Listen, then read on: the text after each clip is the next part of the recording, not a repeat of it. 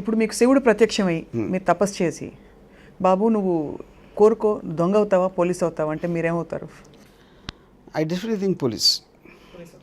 Because పోలీస్గా ఉంటే దొంగతనం చేయడం ఈజీ. ఎందుకంటే so you can get both worlds. ఇది చాలా మోస్ట్ ఒరిజినల్ ఆన్సర్. మీరేమనుకోకపోతే దీన్ని ప్రింట్ చేసి ఫ్రేమ్ చేసి ఇంట్లో పెట్టుకోవచ్చా? Yeah please. ఐడియాలు మీకుంటే అప్పుడు వ్యవస్థ కూడా మీ చేతిలో అదే. This is having the cake and eating it too. Yes, absolutely. So, can I ask you a few questions about Officer, the film? Yeah. So, suddenly, from somebody who makes or wanted to make films only about gangsters and the underworld and the unseen side of life, what made you come back to a film which is about the system and a person, a normal human being? The main reason I'm making Officer, it actually is inspired by something which happened in 2009. A చాలా famous encounter cop అతను, and he's almost like the blue-eyed boy of Bombay police. తన మీద ఒక underworld colluded ఒక allegation వచ్చింది. అప్పుడు Bombay high court constituted SIT, special investigation team, and kind of an enquiry commission. దానికి ఒక కర్ణాటక చెందిన ఒక ఆఫీసర్ని they assigned him to be heading the investigation. Usually వేరే ఆఫీసర్లు ఎందుకు పెడతారంటే ఇంపార్షియల్గా జరుగుతుంది ఎంక్వైరీ. బికాజ్ లోకల్గా అందరూ తెలిసిన వాళ్ళు ఉంటారు.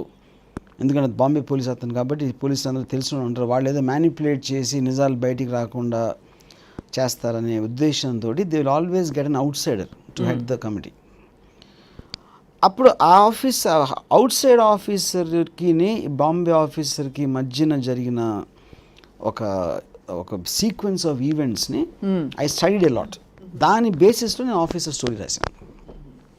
So Nagarjuna is officer from Andhra Pradesh who comes to investigate a cop in Maharashtra.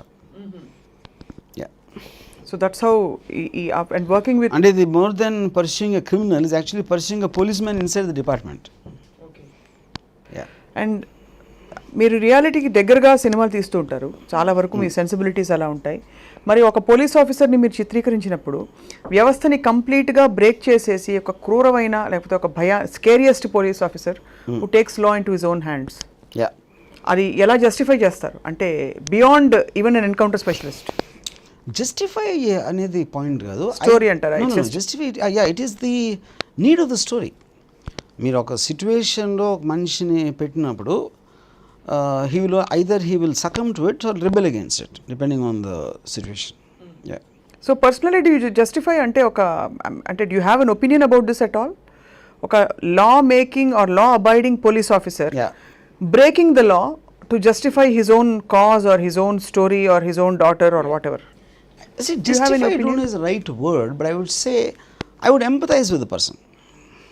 See, I empathize with any person who is willing to bear the consequences of his action.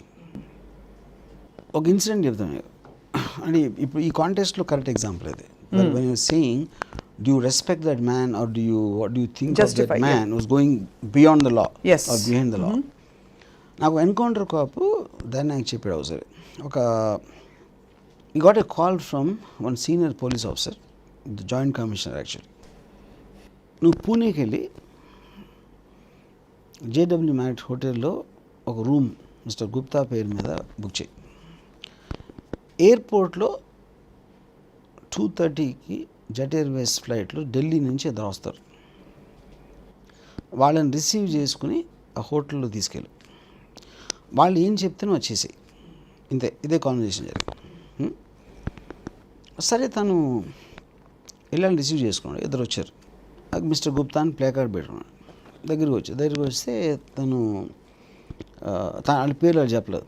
నేను దాన్ని సరే హోటల్కి వెళ్ళాడు. పైకి వెళ్ళాడు. ఏదో తను లాబీలో కూర్చున్నాక ఒక 20 నిమిషాలుగా మళ్ళీ కిందకు వచ్చి అడ్రస్ తెలుసా నీకు? నాకు అడ్రస్ చూపించాను, పేపర్ మీద రాశాను.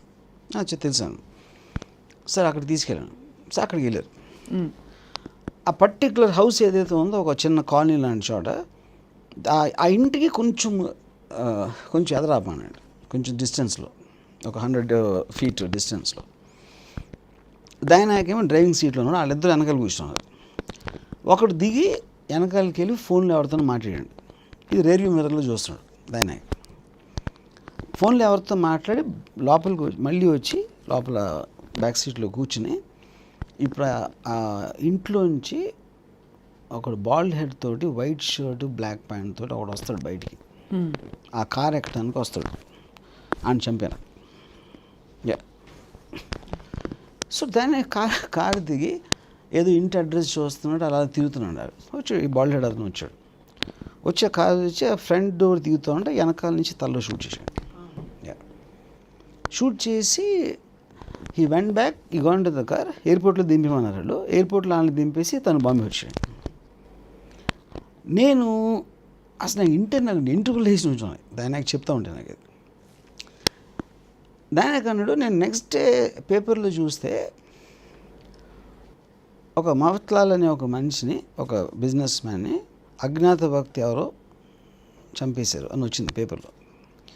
దానికి అన్నాడు, అజ్ఞాత వ్యక్తి ఎవరో నాకు తెలుసు, మఫత్లాల్ ఎవడో నాకు తెలియదు అని. యూనో నేను అసలు షాక్లో అడిగాను, how the hell can you do that, what ever it is, ఎవరు చెప్పారు ఏంటి అని. సరే బేసిక్ పాయింట్ మీరు ఏం అర్థం చేసుకోవట్లేదు అంటే వాళ్ళిద్దరూ mostly they will be from IB, CBI కానీ ఐబీ ఆఫీసర్స్ అయి ఉంటారు. వాళ్ళు మా కమిషనర్ గారిని అడిగి మాకు ఒక పని ఉంది పూణేలో, we have to take that guy out, you know మీరు ఏమైనా రికమెండ్ చేస్తావని అడుగుంటారు. నేను లోకల్ ఉన్నాను కాబట్టి జాయింట్ కమిషన్ నన్ను రికమెండ్ చేశాడు. అదే వాళ్ళు ఢిల్లీ నుంచి ఏమన్నా తీసుకొస్తే అడిగి వాళ్ళు సందులు తెలియక అడ్రస్లు తెలియక కాంప్లికేట్ అవుతుంది. అది కొత్తడు కాబట్టి ఏరియాకి. నేను ఒక పోలీస్ ఆఫీసర్గా I have to follow orders given to me. I'm not suppose to question ఆడేవాడు ఏంటి ఎంత మీ పని ఎందుకు చంపుతున్నారు. నా జాబ్ ప్రొఫైలే I have to kill the people who the officers think who is a threat to the nation or society or anything for the matter. ఇప్పుడు మీకు ఎందుకు షాక్ అవుతుంది మీరు అంటే ఇలాంటిది మీరు అసలు వినలేదు. ఇప్పుడు సోల్జర్స్ చేసేది ఏంటి, పాకిస్తాన్ అటాక్ చేయంటారు ఢిల్లీలో కూర్చుని. అడుగుతారా ఏంటి నీ పని పాకిస్తాన్లో నీ ప్రాబ్లం అడుగుతారు soldier? Obviously go and attack. అవును. Same thing we're doing for internal security. Whether it is valid or not I don't know, but my job is not ask my superior. ఎప్పుడైతే నా కమిషనర్ ఫోన్ చేసి వాళ్ళు వచ్చిన వాళ్ళు ఏం చెప్తే అది చెయ్యి అన్నాడంటే I take it as is order in my job profile. నాకున్న జాబ్ ప్రొఫైలే I'm suppose to shoot people who the department things are threat in any which way. నాకెందుకు చెప్పరు వాళ్ళు, I'm too low in the hierarchy of the police. వాళ్ళు నాకు చెప్పడానికి I'm too small in the scheme of things. అప్పుడు అతను ఎవడన్నా terrorist అయి ఉండొచ్చు, అతను ఎవడో ఒక హోమ్ల్యాండ్ దానికి ఏదో థ్రెట్ అయి ఉండొచ్చు, లేకపోతే whatever there can be 100 reasons. అది నాకు కూడా తెలియదు ఆ రీజన్స్ ఎప్పటికీ. వీళ్ళు ఎవరో కూడా నేను అడగలేను. ఇది వచ్చిన వాళ్ళు నేను స్పెక్యులేట్ చేస్తున్నాను వాళ్ళు ఐబీ సిబిఐ ఉండొచ్చు అని. అప్పుడు వాళ్ళు ఎందుకు చెప్పాలి నాకు, వాళ్ళకి ఏం అవసరం? I'm doing a job work. But it's such a tough place to be in for them, right? Tough place, I don't know, is a word. That is the reason they become so, I mean, what do you call, so intelligent. No. And it's a job. Eventually, as long as you're taking the job, మనకి అది అలవాటు లేదు కాబట్టి అంత షాకింగ్గా ఉంటుంది. But దానికి ప్రదీప్ శర్మ, రవీంద్ర రాంగ్రే వీళ్ళందరూ పొద్దున్న లేస్తే చేసే పని అది. they're all the time into tracking people. అంటే ఇంటెలిజెన్స్ క్రైమ్ బ్రాంచ్ వీళ్ళు ఇచ్చిన ఇన్ఫర్మేషన్ బట్టి they'll keep tracking people to kill them. Right. Yeah. For more updates, like, comment, subscribe to our channel. Hey darlings, గంటని click చేయడం మర్చిపోకండి.